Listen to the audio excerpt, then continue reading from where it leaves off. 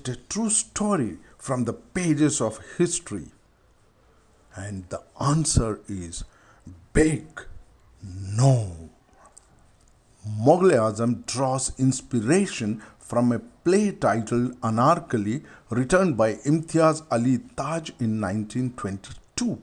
The film takes liberties with the historical facts. Salim is depicted as a gentle and romantic hero in contrast to the real Salim, who was documented as a brutal drunk and would often beat people to death. Historian Alex von Tunzelmann says that although the real Salim was a heavy consumer of alcohol and opium from the age of 18, he was not necessarily a mischievous boy as depicted in the film.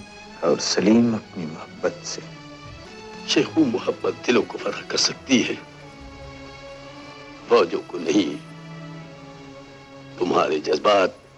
The real Salim led a rebellion against his father, Emperor Akbar, and was involved in the murder of Akbar's friend Abu al-Fazl, but the film inaccurately attributes these actions to his desire to marry Anarkali. In addition to historical discrepancies, the film features inaccuracies in sets, costumes, and music.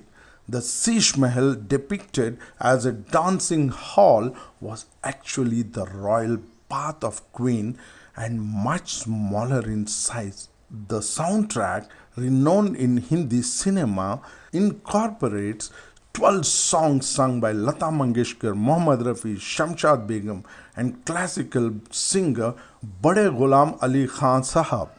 Despite the factual inconsistencies, the film successfully presents a larger-than-life narrative, blending the music and dancing styles from the 19th century with a 16th century setup.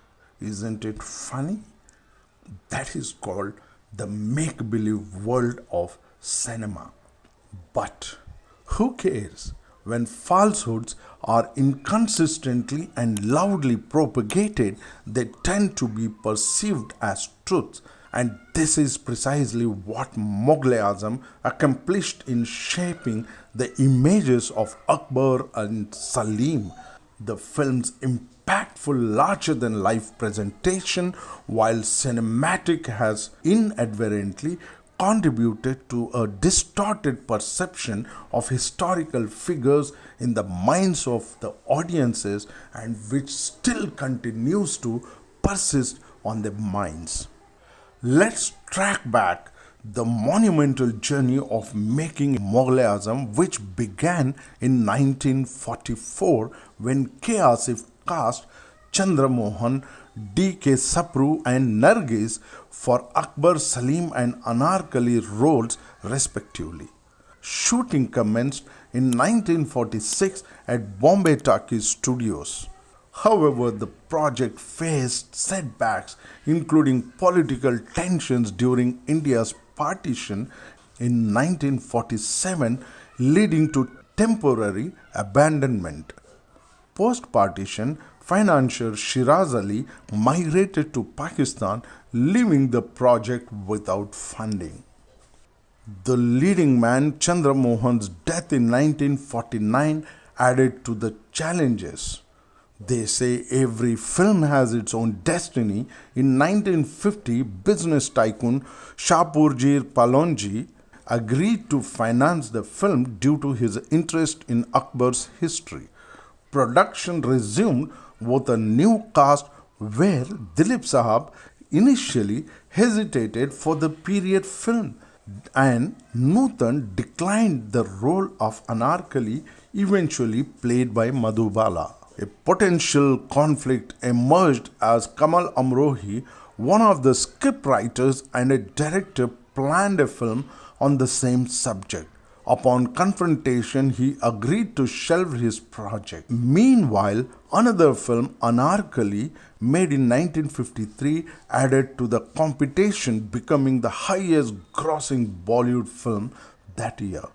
Mughal-E-Azam faced further challenges, including delays and financial uncertainties throughout its production. That's too much for asking for a creative man to handle.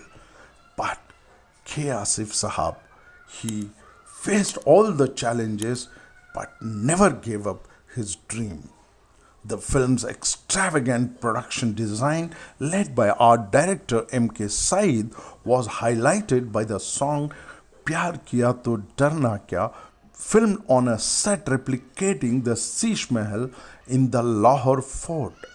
The set, adorned with small mirrors made of Belgium glasses, took 2 years to build and cost over 15 lakhs in 1960, causing concerns among the financiers. The Sheesh Mahal's large size required lighting from 500 trucks, headlights, and around 100 reflectors.